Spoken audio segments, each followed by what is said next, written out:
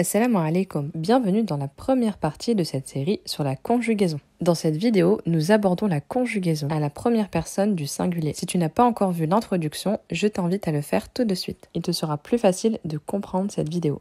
Nous avons donc affaire au pronom personnel ana. Ce pronom personnel s'emploie pour le masculin comme pour le féminin. Voyons comment conjuguer un verbe à cette première personne. Commençons par la forme qui est employée pour le présent et que l'on appelle al-mudari'a. Al-mudari'a. Comme l'indique la petite étoile, al-mudari'a n'est pas utilisée uniquement pour le présent. Comme l'on verra, elle le sera également pour le futur. La particularité de cette forme, c'est qu'elle engendre un préfixe, c'est-à-dire une lettre que l'on colle au début du verbe. Ici, nous avons le verbe shakara qui signifie remercier. Pour le conjuguer au présent et plus généralement au mudari', on a ajouté un alif avec une hamza pour la première personne du singulier bien sûr. Parfois, ce alif est surmonté d'une dhamma, comme pour uridu, je veux. Lorsqu'on ajoute ce préfixe, on ne s'arrête pas là.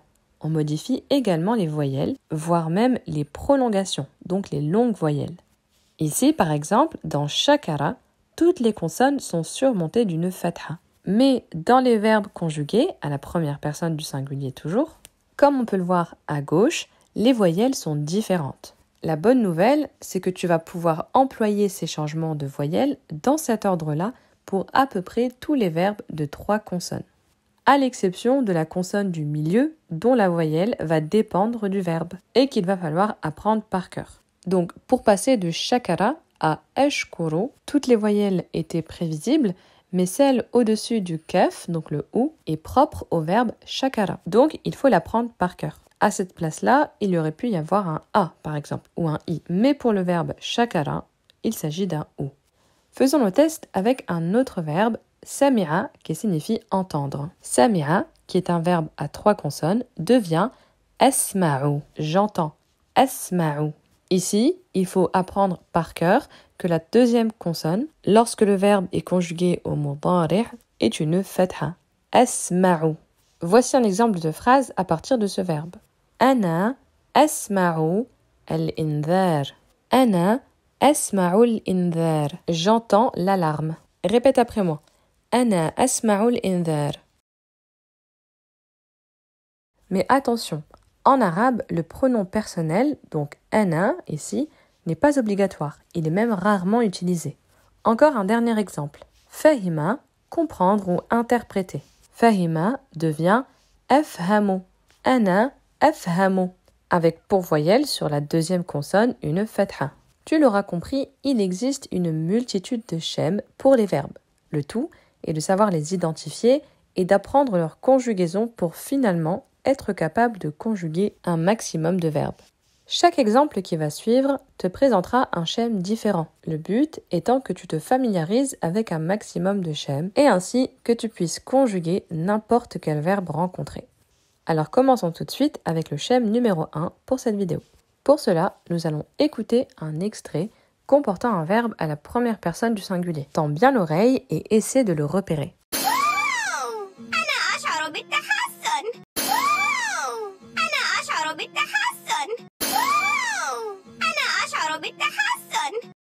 À ton avis, quel verbe a utilisé le personnage? Est-ce que c'est ash'uru, atruku, aktubu? Il s'agissait de ash'uru. Le verbe sha'ara est utilisé pour exprimer une sensation, la peur, la faim, la douleur, etc. At-tahassun signifie l'amélioration. On en déduit que Ana ash'uru bit-tahassun signifie je me sens mieux. À présent, répète cette phrase à ton tour. Ana ash'uru bit-tahassun. Ana ash'uru bit-tahassun. Ana ash'uru bit-tahassun. Schème numéro 2. À présent, prenons des verbes avec un schème différent. Ces 3 verbes possèdent 3 consonnes. Khashiya, craindre, laqiya, rencontrer, nasiya, oublier. Mais ces verbes ont en plus la particularité de se terminer en ya. avec une fatha sur la première consonne et une kasra sur la deuxième. Ainsi, lorsqu'on conjugue ces verbes à la première personne du singulier, on obtient le même schème. Akhsha, alqa, ansa. On retrouve notre préfixe a de la première personne du singulier. Les premières consonnes comportent un soukoun et la deuxième une fatha. Enfin, on remarque que le ya perd ses points et devient donc ce qu'on appelle un alif maqsoura, un ya sans point. Ce alif maqsoura sert donc à faire la prolongation de la fatha. Akhsha, alqa, ansa. Écoutons un nouvel extrait et essayez de repérer le verbe qui est utilisé par le personnage.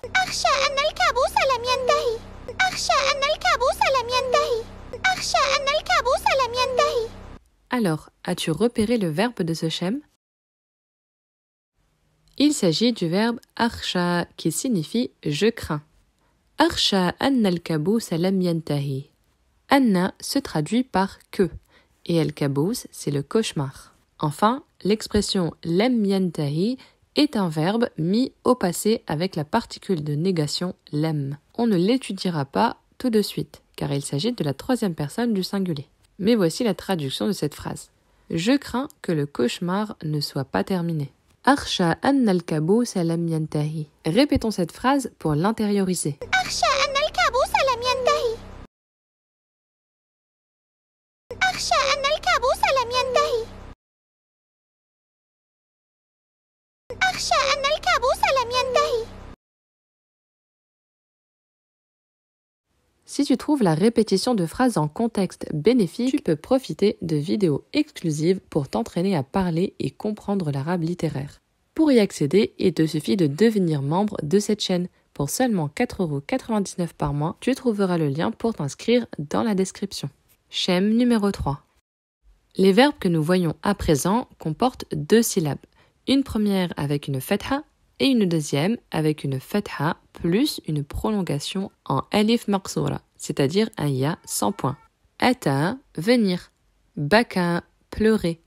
Ghala, bouillir ou faire bouillir. Pour les conjuguer à la première personne du singulier au mudari', on utilise le préfixe alif comme d'habitude, avec une hamza. On place un soukoun sur la consonne 1 et un i long sur la consonne 2. Donc, par exemple, baka devient abki, ghala, aghli. Bien sûr, le verbe ata fonctionne de la même manière, mais le seul petit détail, c'est qu'il commence par un alif avec une hamza. Et donc, à la première personne du singulier, on se retrouve avec 2 fois alif avec une hamza. Un premier alif avec une fatha et un deuxième avec un soukoun. En arabe, ces 2 alifs côte à côte se fusionnent pour donner un alif long. Donc, un alif avec une vague. Ata, ati. À présent, écoutons un extrait avec un verbe qui reprend ce schème. Essaie de le repérer.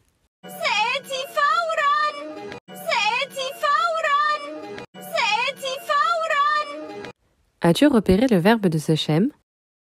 Il s'agit du verbe ati, donc celui que nous venons de voir. Ici, il est précédé de la particule sa qui sert à mettre un verbe au futur. Mais la conjugaison reste au mudari', comme ce qu'on voit depuis le début de cette vidéo.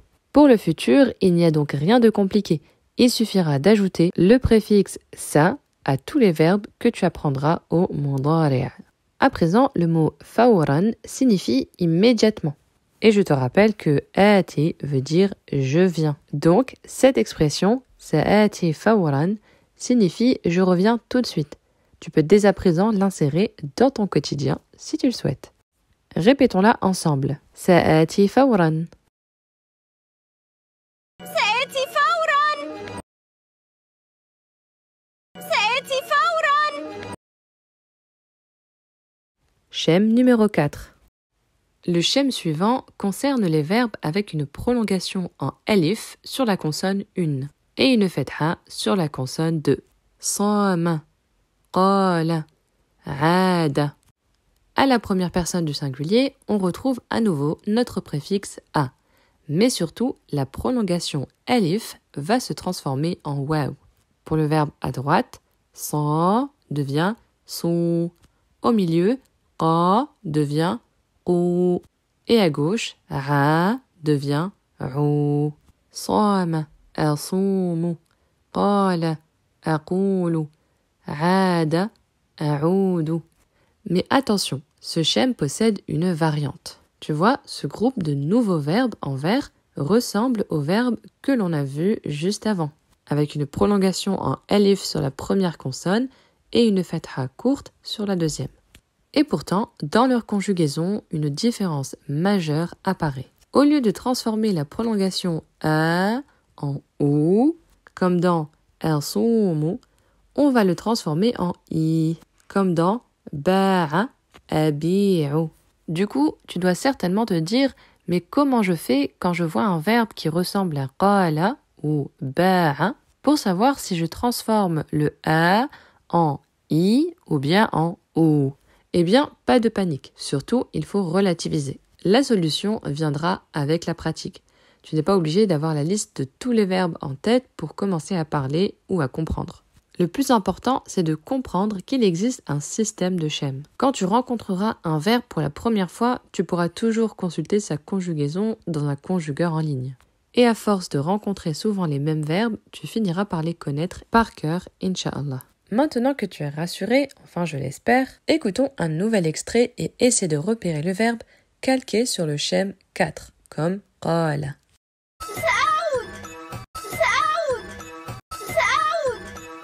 As-tu repéré le verbe de ce schème?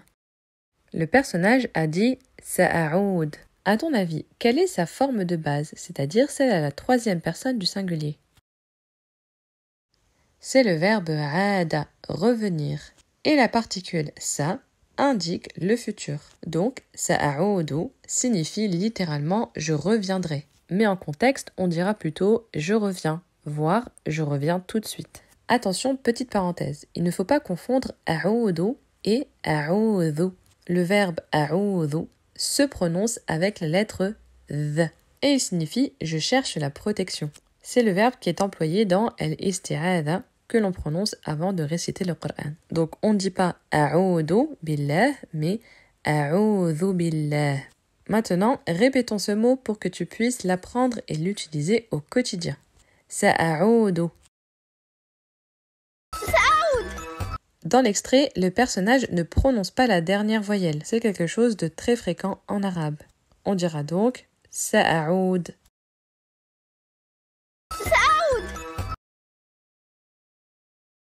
Schème numéro 5. Pour ce cinquième et dernier schème de la vidéo, j'ai choisi un verbe de plus de 3 consonnes. Ittasala, contacter ou appeler. Ijtama'a, se réunir. Iftaraqa, se séparer. Leur particularité, c'est de commencer par un alif et de comporter un ta entre la consonne 1 et la consonne 2. Ijtama'a. Pour le verbe ittasala, 2 ta sont fusionnés sous la shadda.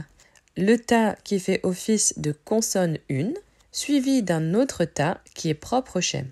Donc, il suit le schème 5 au même titre que les autres.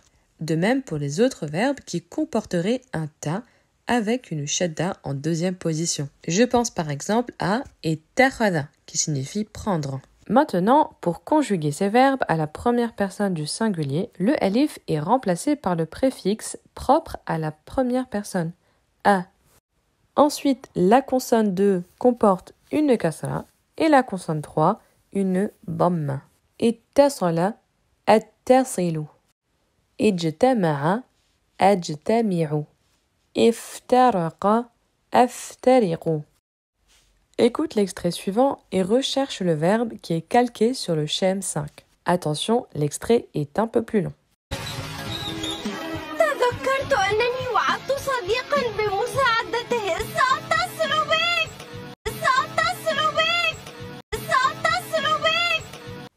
Ici, nous avons à nouveau la particule du futur sa, suivie du verbe attasilu que nous venons de voir. Je contacte. Bik, littéralement, signifie avec toi. Donc, l'expression signifie je te rappelle. Sa'attasilu bik. Répète après moi. Sa'attasilu bik. Sa'attasilu bik. Sa'attasilu bik. Voilà pour cette première partie. Dans la prochaine vidéo, nous continuerons avec la première personne du singulier, mais cette fois-ci au passé. Dans cette vidéo, nous n'avons pas couvert tous les schèmes existants de la langue arabe. Cela pourra faire l'objet d'une prochaine vidéo ou livre. Alors si cela t'intéresse et pour être tenu au courant, je t'encourage à rejoindre ma newsletter en cliquant sur le premier lien dans la description. Et moi je te dis à très vite dans une prochaine vidéo, Inch'Allah.